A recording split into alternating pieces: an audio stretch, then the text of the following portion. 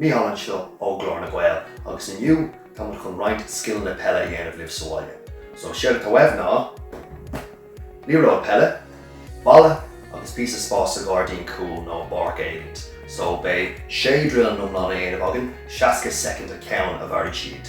So an bhfuil déarnach ar fad beidh sé ar dheos mas ruí go se ná tafad dhéanamh ar féin le gohan nó tabléid agus iad chur a roiig chuing ar Facebook nó siad Instagram Peile le Mícheál. Chun go feicimid céhí na buachalaí nó na colóní a aim an scór is iarde ar na drillna. So machlinn agus feicimid chun is áiríonn. Nis, don cé drill tá chun figór a 8 a dhéanamh leis an líróid i dul idir a chusa. So seasan tú méidir ón balla, tá tú síos go híisiúm, is fáin tú an líróid, tá tú isteach tríd de chusa, mac ar an cos clé, isteach tríd de chusa, mac ar an cos jazz, pás á lábhad ar an balla, sin déint tú é a bhadart, isteach tríd de chusa ar an cos jazz, isteach tríd de chusa, cos clé, pás á lábhad leis a bhadart a lábh. When I had a níos dacra, úsáid ceachtar lábh gach le ór, agus déanamh sin a gcóir 60 second. So déan tafadar ar féin agus déan córamh KK cín a fáin tú again 60 second.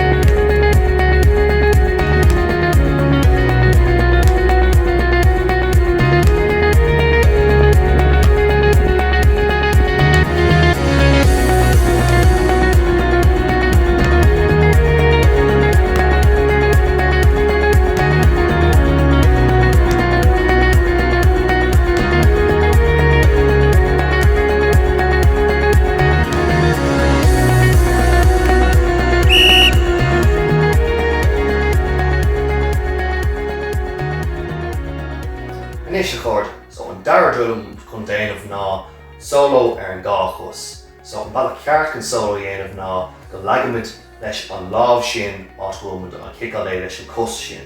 So go siimplí bhfuil déanamh solo leis an cos clé, leagam é leis an lábh clé, solo leis an cos clé. Déanamh solo leis an cos jazz, leagam é leis an lábh jazz ar an cos jazz. Agus Cleachtadh mé a rais suas sa ocht. Cinnta freisin go bhfuil na baracíní i breanú drón na spéire agus tú a Cleachtadh le.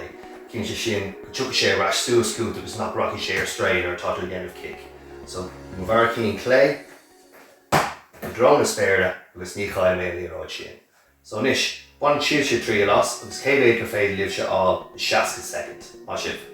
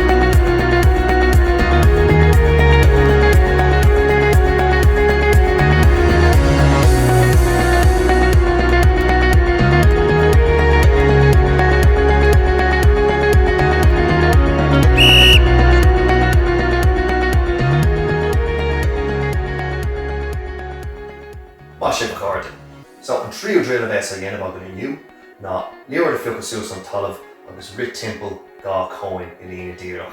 So sé rud a tastal dar nóí leis an drill seo ná gá cóin le 10 méadar an a chéile agus líróid Peile. So ben de fiúcha suas an líróid Peile agus an leagaí síos a ríis, rit timpeall an cóin Fiocca suas a ríis, agus a leagaigh síos ar an talamh rit timpeall an cóin eile ar seaca second. So, chun míniú an baile ceart líor de fiocca suas, chuann tú cos amháin taobh leis an líróid síos ar an talamh agam an seo, déanann tú W nó M le de lábha, chrumann tú síos, chuann tú an cos taobh leis, cicáil tú isteach san M agus tugann tú isteach sa cleachtadh nó an updé. An sin be a rit timpeall an cóin é chur ra síos. So, déan tafad ar a féin, cé bhéidir bhfuil sibse chun fáil 60 second agus bear me linn.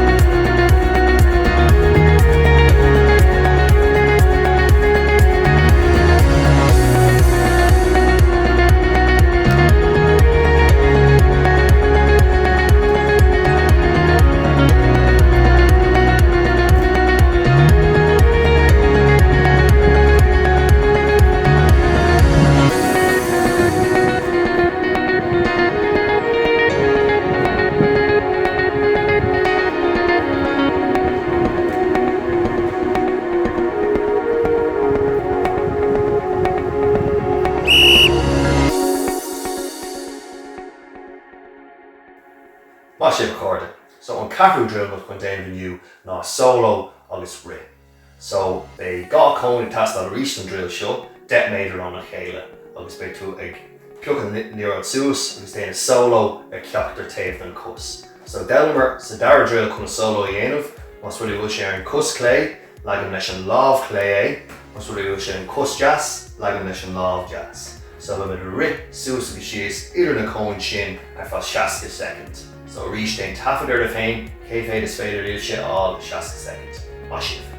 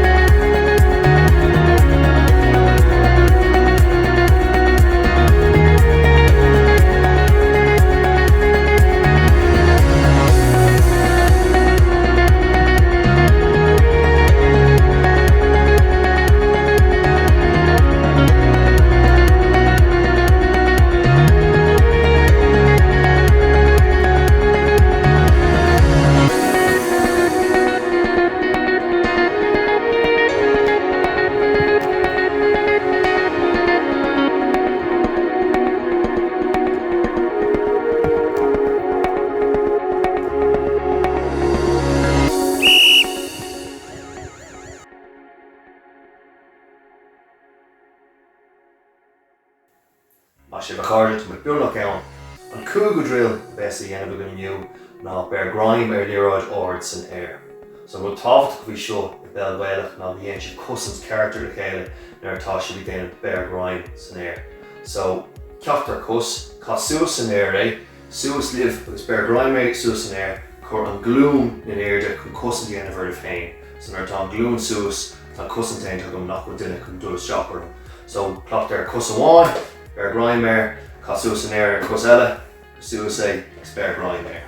Cé bhéad is féidir dhéanamh 60 second, so déan tafad ar a féin agus seol a ráid chun. Má sibh.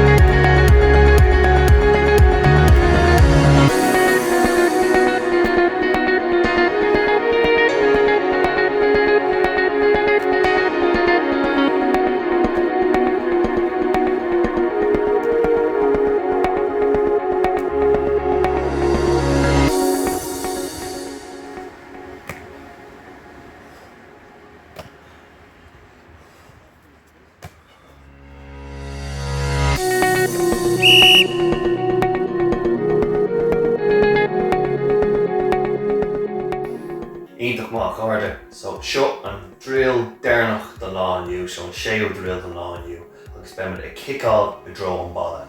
So ríis úsáid balla agus líróid, so seas beidir 2 méadar ón balla, kick cos amháin, dro an balla, ver groiméir agus kick leis an cos eile ver groiméir a seas second. So an bhfuil tábhachtach fí seo ná beag an leir rit a gceist agus de réir ar fáinte níos tuirsií is dachar a bheith sé. So bí cinnte go mííon crinnis ann gachad óir leis an kick. So den chomh céad cín is féad a fáil a second agus bhfuil tábhacht ná chun tafiíon ar a féin agus é geolh ráid go má sin.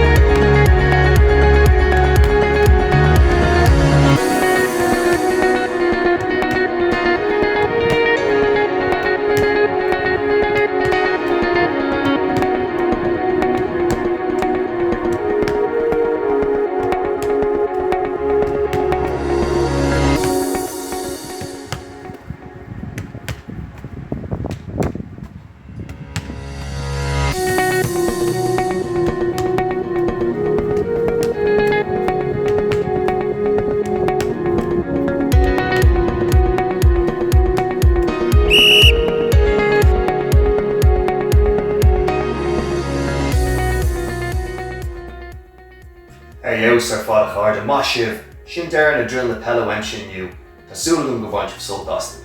A ríis, bhí cinnte tafiíon ar a féin agus na físeán sin a roinnt ar siomh na Facebook nó Instagram glór na web. Bé ag raibhnú na buachailí agus na choilíní leis an scór is fearr sa tír so bíí a cleachta. Go dtí an cé ceann eile weimse, fáin sa bhaile agus fáin slán. Slán a goibh.